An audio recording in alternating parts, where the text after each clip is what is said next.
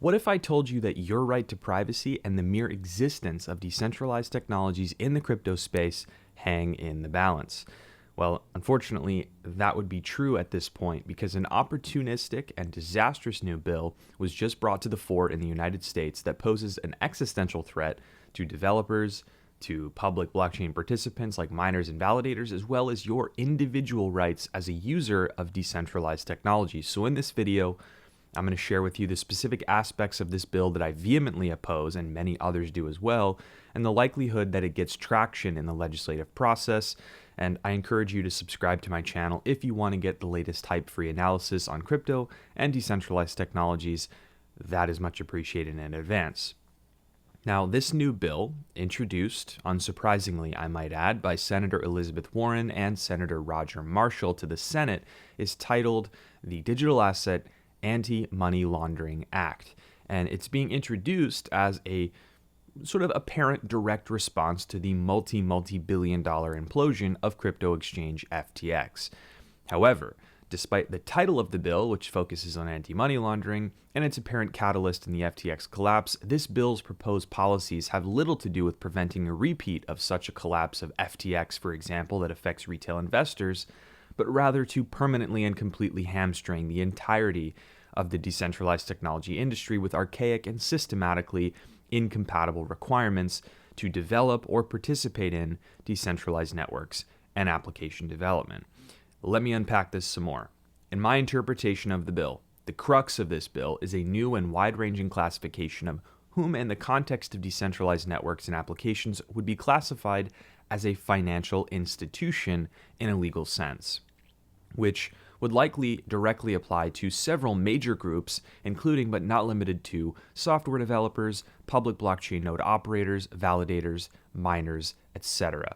Now, I am not a lawyer or legislative analyst, and I don't pretend to be one on YouTube, but in my first read of this bill, and I like to think I have some pretty good reading comprehension, it was apparent to me that all the aforementioned entities would likely be classified as financial institutions and subject to regulations and registration to the letter of the law, and would subsequently be held to rules and regulations pertaining to things like monitoring and reporting that are near impossible for these entities to comply with based on how this technology works. Let me give a few examples, and stick with me because I also want to talk about even more concerning potential side effects of this bill if it were enacted.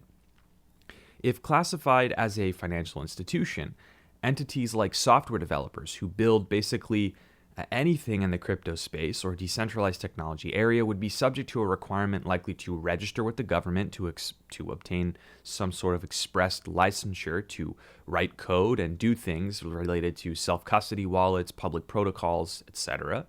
And equally as egregious, node operators, validators, and miners, participants in public protocols, would face the same kind of treatment and registration requirements.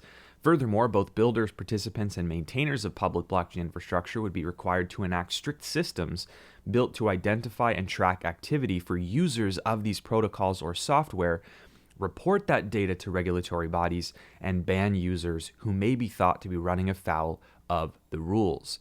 With even a moment's consideration, it's very clear that a Bitcoin miner nor an Ethereum validator has the capacity or ability to identify, surveil, track, nor report data on the users they interact with, and to enforce this as a requirement is equivalent to imposing a ban on node operations or participation in public blockchain protocols in the US. You cannot comply with this.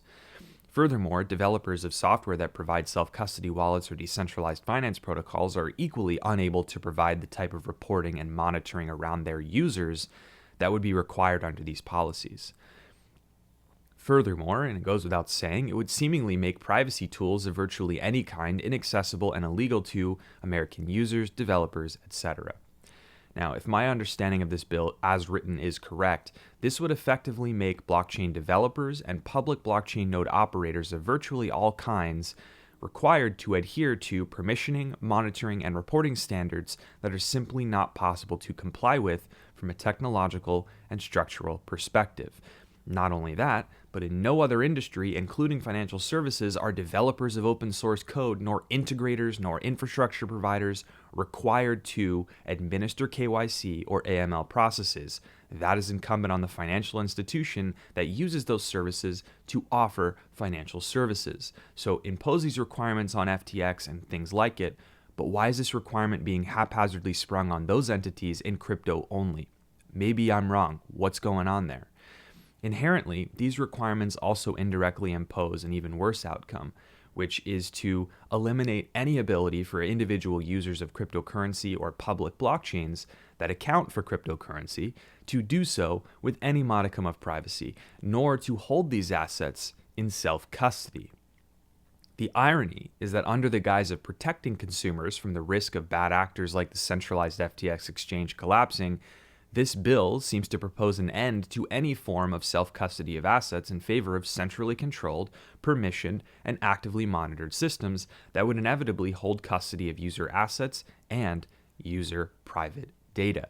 This runs counter to any logical attempt to protect users from counterparty risks of opaque centralized financial institutions like FTX that fly by night in their fraud, which could be achieved by directly creating a set of frameworks for these centralized digital asset exchanges who are legitimately and correctly classified as financial institutions so they can be regulated effectively. In the absence of even an attempt to create that type of regulatory framework to prevent entities like FTX from operating unchecked in the shadows for money laundering, for fraud, whatever it is, it's neither ethical nor reasonable to attempt such a draconian, arguably unconstitutional policy-making effort like is being done with this bill. This bill is the equivalent for technology purposes of attempting to ban alcohol consumption by incriminating those who produce it and all those who create tools that could be used to produce it. It's not even a direct ban because they know it doesn't have support, so just ban the tools. Beyond that, it's a fundamental right, in my belief, for an individual to maintain financial privacy to transact privately unless genuinely suspected of committing a crime with a warrant issued. With all this being said, you would imagine that this bill has a very slim likelihood of garnering any type of support, but I fear that might be a miscalculation, so let's discuss that a little further. With the collapse of FTX and several other pillars in the cryptocurrency space over the last several months, which are ironically all poster children for the faults of centralized opaque financial institutions with no oversight, but I rest my case. There's so much political baggage associated with being an advocate for or a defender for anything related to cryptocurrency right now. Therefore, any congressperson that's on the fence or one that might have been in the supporter column may be disincentivized to fight against this bill. Furthermore, the embarrassment and severe backlash of the FTX collapse was, as we spoke about on this channel several weeks ago, always going to create a vacuum for a complete knee-jerk legislative response. And we're seeing the results of that now. So make no mistake, long-term vocal critics of this space, like Senator Warren, have been biding their time for this opportunity to turn public opinion and fellow lawmakers into allies on this topic. And we're now seeing the perfect opportunity to do that because a lot of people are angry. However, as a centrist, patriotic American, I ask whether we should be legislating opportunistically or should we be legislating intelligently in a way that benefits the entire country as a whole with the lens to the future. This policy is punitive towards a small group today, but it bars an entire industry that's relevant to many more people from growing or even existing in the future. And while I feel that there is a very low likelihood that this bill passes, and I don't think it will have the support to even move past Senate, it's unclear how much support this bill has in general, and I'm concerned that there's going to be a lot more support than previous bills have had considering recent events.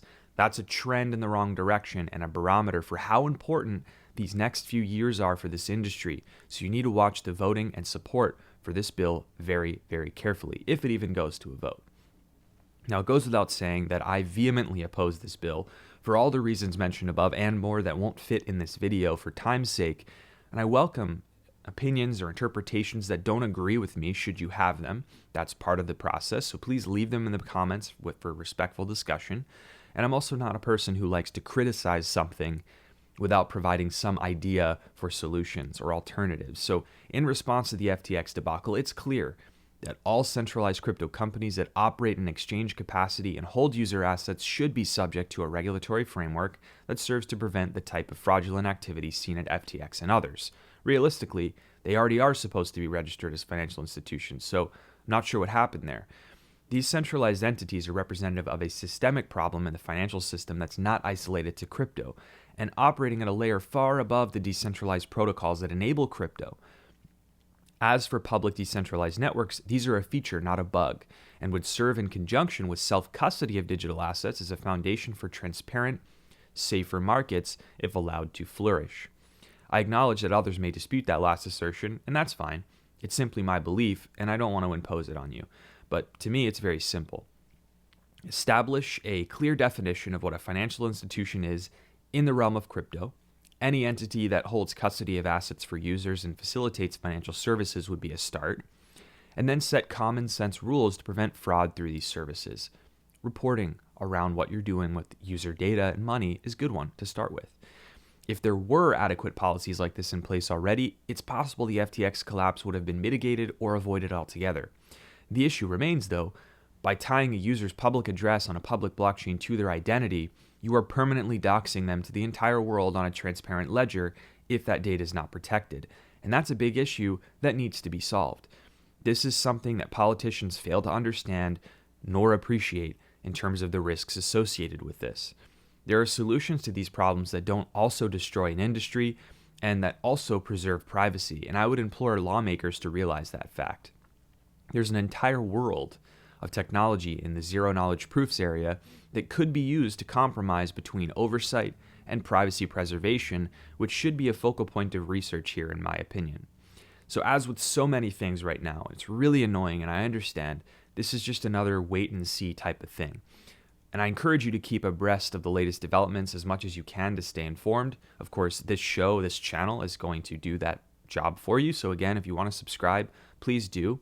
Speaking of that, I did a video recently about the latest details about FTX and just how deep the mismanagement and fraud went at the company. So I'll link that here on the screen if you want to watch that and get up to speed there. But in the meantime, I hope you have a great one. And until next time, cheers.